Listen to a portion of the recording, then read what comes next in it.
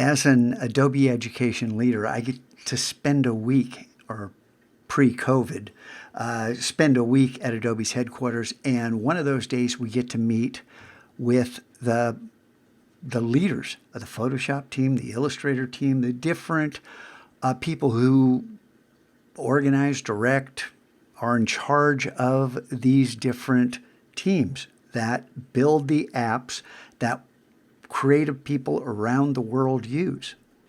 And it's pretty clear they have an eye to the future and a lot of enthusiasm, but they have an anchor tied to the past and tradition. I studied architecture and graphic communications at Cal Poly in the 70s, and back in the 70s, graphic communications dealt with a lot of pre-press, commercial printing, CMYK, points and picas. This is the language of commercial printing. The printing we do is done on an inkjet printer. That great big machine in front of my desk is a 44-inch wide Epson printer. And we print, look at the walls. That's all been printed off this machine.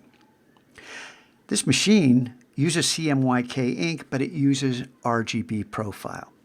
We work with pixels and inches, sometimes, mostly pixels, when we create our art rather than points and picas.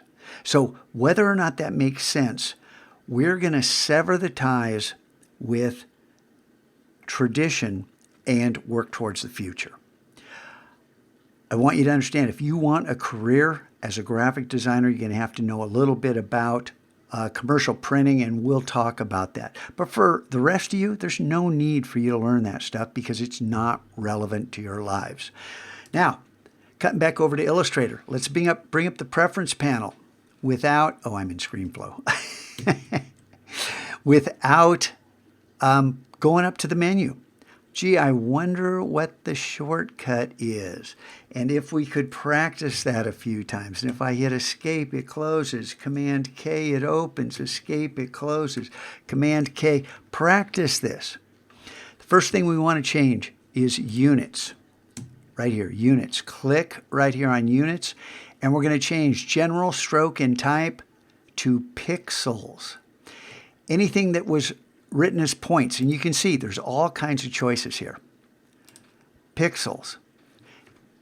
We may have special projects where we will come back in here and we will change the units depending upon the project. But for right now, for what we're going to do at the start of the year, pixels is right for units, and then type. This, I believe, starts at 2, 20, and 2.